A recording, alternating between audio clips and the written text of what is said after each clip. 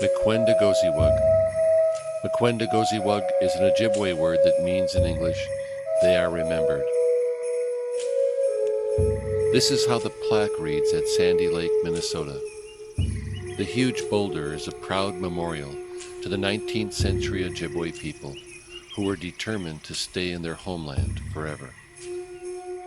It is a reminder of the past and the sacrifices they made. This is their story.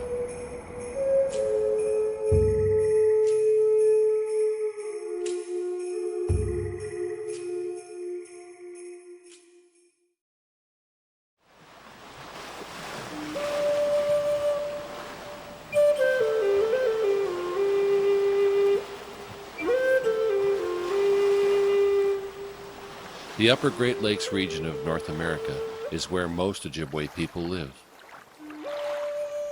The Ojibwe people are also known as the Chippewa or Anishinaabe. The stories passed down from generation to generation describe how they came to this region from the East Coast along the waterways until they reached Lake Superior. They survived for centuries on the gifts of the waters and the land.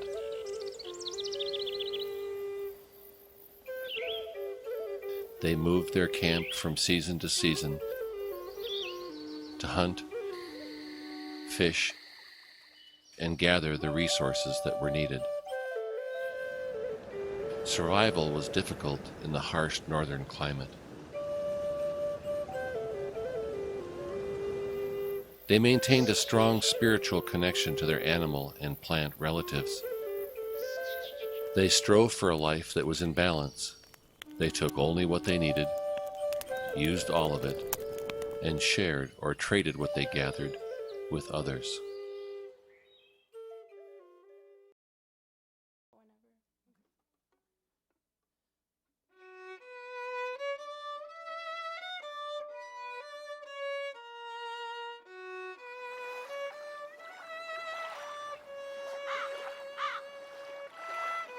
Around 1660, the French ventured along the Upper Great Lakes and into Ojibwe territory.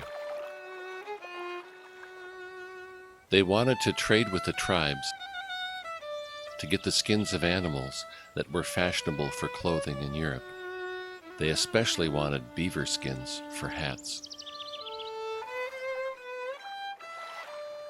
Later, the British fur companies came to the region also to get the furs. They established posts throughout the Great Lakes region where goods were traded and furs were packed and shipped to Europe. The Europeans brought many useful objects to trade with the Ojibwe. Some things they brought were metal kettles, blades, guns,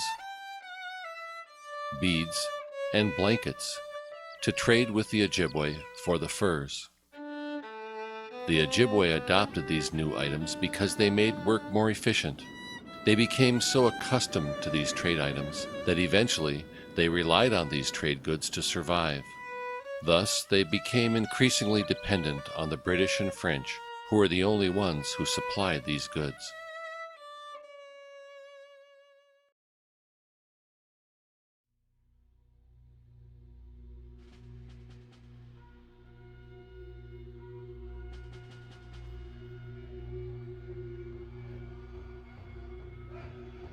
Over time, the numbers of Europeans in the region grew, and some decided to stay and build homes. When the Constitution of the United States was ratified in 1787, early American leaders recognized the tribes as sovereign nations in the Constitution. In the Upper Great Lakes region, U.S. authorities chose to negotiate treaties with them to secure natural resources and land for settlements. One of the treaties that the United States negotiated early on with the Ojibwe was the Treaty of 1837, also called the Pine Treaty, whereby the U.S. government secured vast timber resources for lumber needed in the growing cities. In return, the Ojibwe received goods and money called annuity payments, and they retained the right to hunt, fish, and gather on the territory they ceded to the United States. These rights were called usufructuary rights and were guaranteed as long as the president was pleased with the behavior of the Ojibwe. The Treaty of 1842 was negotiated next and signed at Madeline Island. This treaty gave the government access to the minerals, including the valuable copper in the region. This was called the Copper Treaty and provided for annuity payments to Ojibwe tribal members each year in the summer at Pointe on Madeline Island. This treaty also included provisions guaranteeing the usufructuary rights of the Ojibwe to hunt, fish, and gather on the land they had ceded to the government, and to the continued right to remain on their homeland.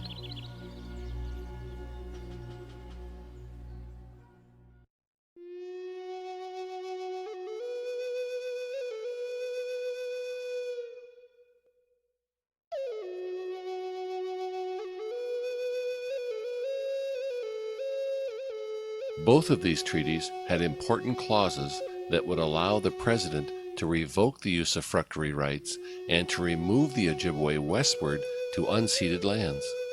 However, the government translators in the 1842 treaty negotiations assured the Ojibwe leaders that the president would never require removal as long as the Ojibwe were peaceful with their white neighbors. Even though the peace had never been broken between the Ojibwe and the settlers in the region, just 5 years after the 1842 treaty, the Commissioner of Indian Affairs sent staff to Pointe on Madeline Island to plan the required resettlement of certain Ojibwe bands to lands west of the Mississippi.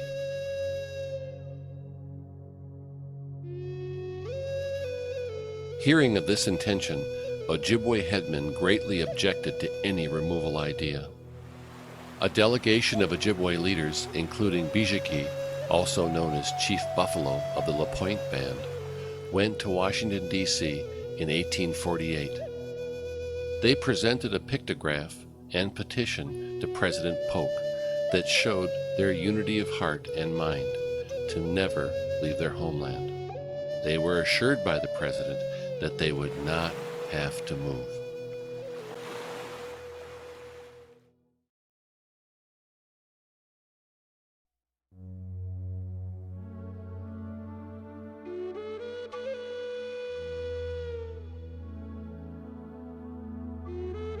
Only 2 years later, this promise was broken.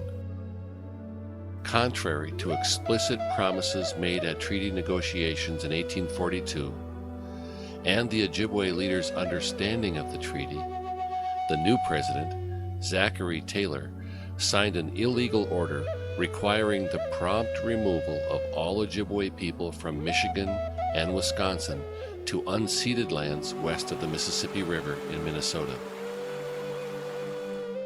He also tried to revoke all the hunting, fishing, and gathering rights in the ceded territories that the Ojibwe needed to survive. His attempt to invoke this removal order was based on language written in the treaties regarding presidential power. Since there had been only peace between the Ojibwe and their white neighbors, presidential authority was not properly exercised. Ojibwe leaders wondered why President Taylor would do this. What was his motive?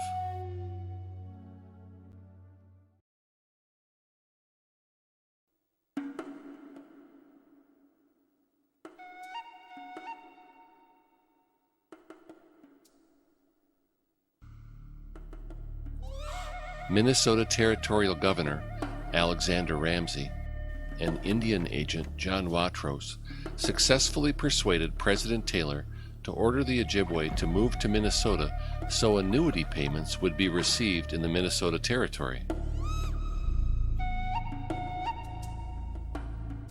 They hoped this would bring new economic growth to the territory and hasten the march to Minnesota statehood.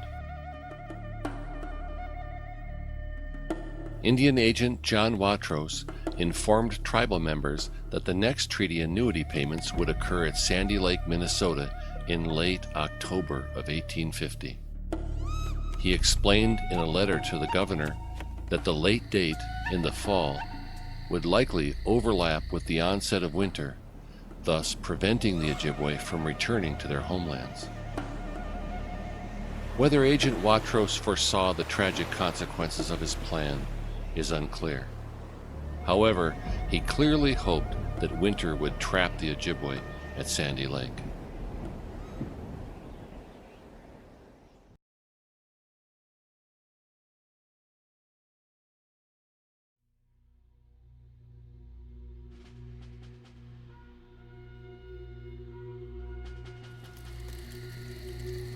Some Ojibwe bands further east in Michigan refused to go.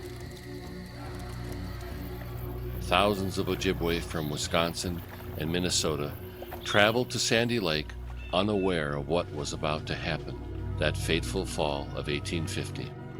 They fully expected to return home that season and were unprepared for the approaching winter.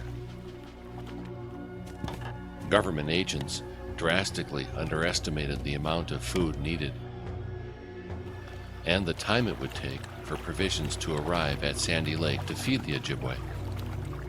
Congress also did not act quickly enough to appropriate necessary funds for payments to the Ojibwe at Sandy Lake. Though Indian agent Watros knew the provisions and payments would not arrive at Sandy Lake on time, he did not stop the Ojibwe from coming by canceling or rescheduling the annuity payments. The consequences of his inaction would be dire for the Ojibwe people en route to Sandy Lake. More than 5,000 Ojibwe men, women, and children traveled by canoe and by foot hundreds of miles to Sandy Lake, Minnesota.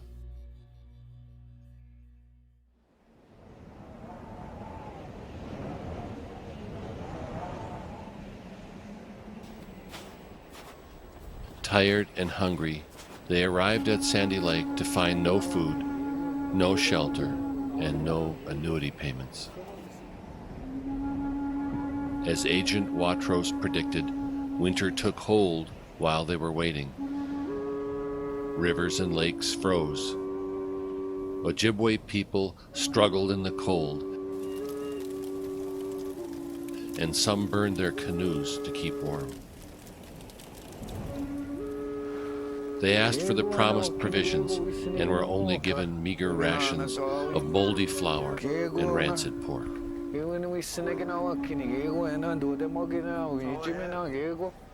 Many fell ill from the rotten food and diseases. Measles and dysentery spread quickly through the weakened camps. Many Ojibwe people died from starvation, illness, and exposure as they waited more than 6 weeks for Watros to arrive with the annuity payments.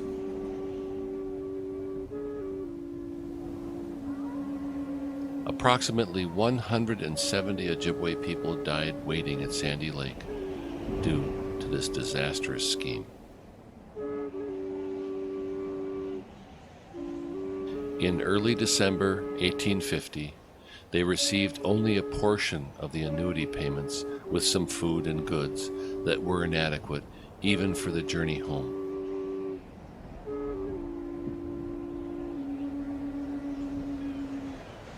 Those who were still alive started the long trek home as they had always intended.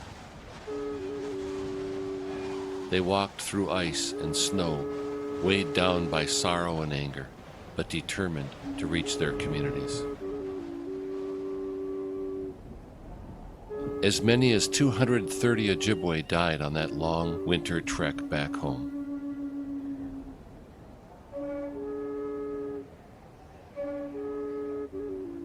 The Sandy Lake tragedy stands out in history as one of the greatest losses of Ojibwe lives. That it came as a result of an illegal governmental scheme makes it that much more devastating.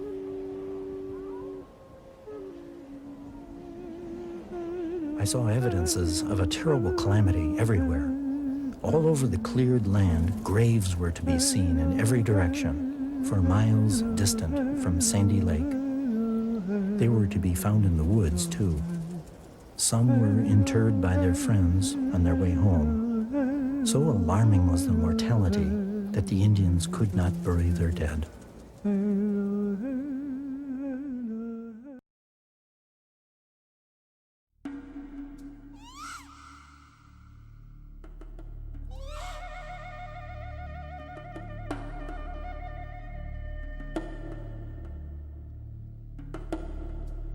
When word came of the tragedy, Ojibwe leaders and citizens in the northern Great Lakes region expressed their outrage.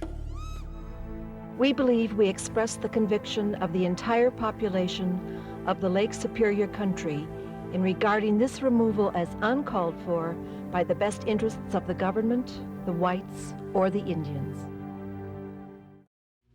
The Ojibwe became more resolved than ever to stay in their homelands. Outraged Ojibwe leaders and Lake Superior citizens petitioned the Commissioner of Indian Affairs. Meanwhile, in Washington, D.C., President Taylor had died in 1850 and was succeeded by Millard Fillmore. Consequently, Agent John Watrous was ordered to suspend the removal of the Ojibwe until further notice. Watrous ignored this order, did not inform the tribes about it, and continued to demand that the Ojibwe relocate to Minnesota. In response, 28 headmen of the Ojibwe Nation sent a petition late in 1851 to Minnesota Territorial Governor Alexander Ramsey, asking permission to meet with the President in Washington about this issue. They received no reply. By the spring of 1852, they had waited long enough.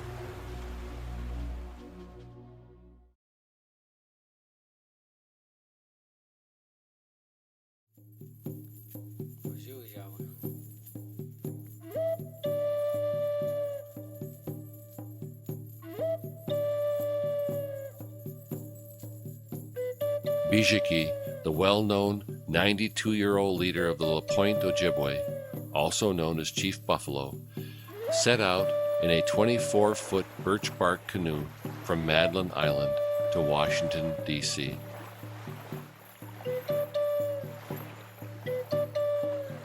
With him was Chief Oshaga, interpreter Benjamin Armstrong, and 4 other Ojibwe headmen determined to meet President Fillmore, whether they had permission for the trip or not. The inspired group worked their way east along the south shore of Lake Superior, with stops at Ontonagon, Houghton, Hancock, and Marquette in Michigan. Along the way, they circulated a petition in support of the Ojibwe cause. Merchants, lumbermen, and copper miners made donations for their trip and endorsed the document with a great many signatures intended for President Fillmore. Battling severe storms, they persevered as far as Sault Ste. Marie, Michigan, where they boarded the steamship Northerner. They traveled by steamship through Lakes Huron and St. Clair before reaching Detroit and later crossing Lake Erie. They eventually arrived at Buffalo, New York, where they traveled by train and steamer to New York City and finally overland to Washington, D.C. Their brave trip lasted 10 long, perilous weeks since leaving La Pointe on Madeline Island.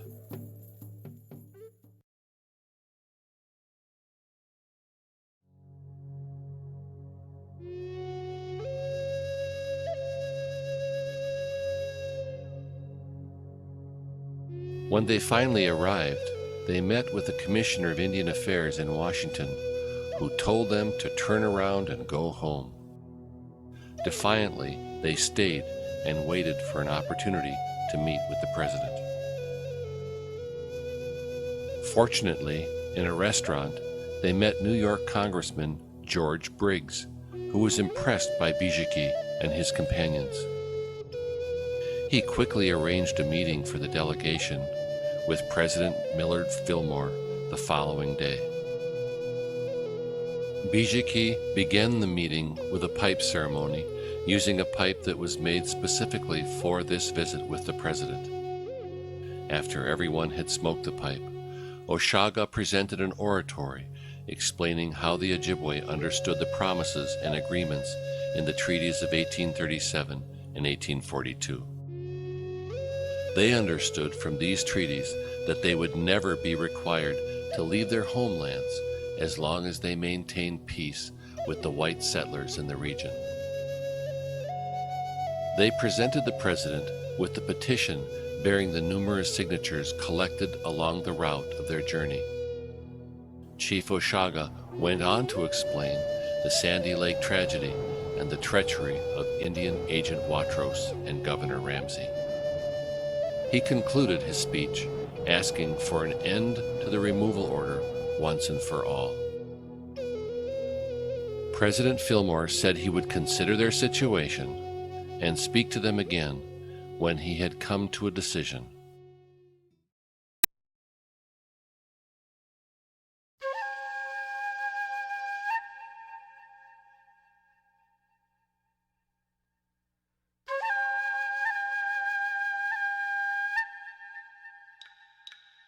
A couple of days later, he recalled the group to the White House, telling them that the removal order would be revoked and annuity payments would return to Pointe on Madeline Island. Satisfied with the president's assurances, Bijiki and the delegation traveled the long way home, sharing the good news. Upon his return to Pointe, Bijiki shared the message of President Fillmore with the other Ojibwe headmen. The removal order was dead and finished. The Ojibwe leaders had achieved their goal to remain in their homelands. Former Indian agent John Watros had to answer to charges of fraud and deception. 2 years later, on Madeline Island, Bijiki and other Ojibwe headmen signed the Treaty of 1854 that guaranteed the Ojibwe permanent reservations in their homelands. In exchange, they gave up mineral rights along the north shore of Lake Superior and additional lands. In this treaty, they also reserved the usufructuary rights to hunt, fish, and gather on the lands they ceded to the government. They would never be ordered to leave their homelands again. This was a major victory for the Ojibwe that would impact their people for generations into the future. Shortly after signing the 1854 treaty, the Ojibwe lost their forceful leader Bijiki, who was buried on Madeline Island. In the decades to follow, few Ojibwe returned to Sandy Lake, Minnesota, or spoke of the terrible tragedy that occurred there. Many painful memories like these were buried deep in their hearts. These were challenging times for the Ojibwe, who were adapting to change while struggling to keep their cultural traditions alive.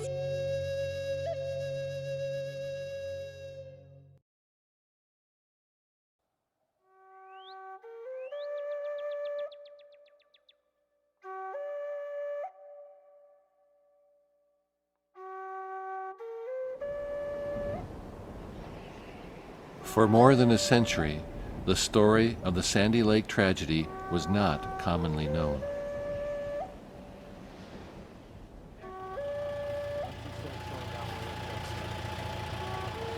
But contemporary Ojibwe leaders felt compelled to honor those who perished as the tragedy unfolded and make sure their story will never be forgotten.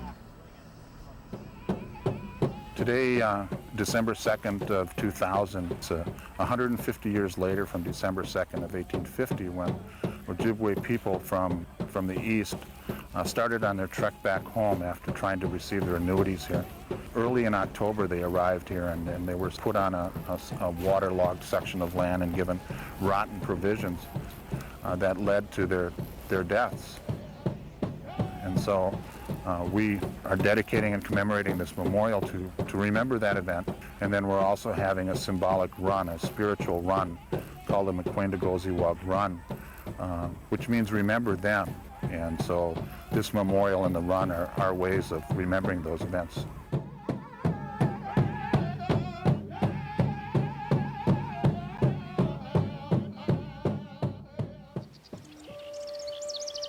Composed of a huge granite boulder, the monument has plaques on its base naming the 19 annuity bands whose members came to Sandy Lake in 1850, and the 12 present-day successor bands of the Ojibwe.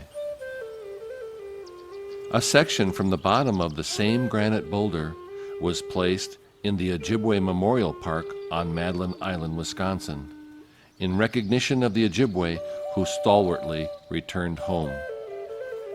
It also honors those who undertook the rigorous trip to Washington, D.C., resulting in the 1854 treaty that was signed on Madeline Island, guaranteeing permanent homelands for the Ojibwe.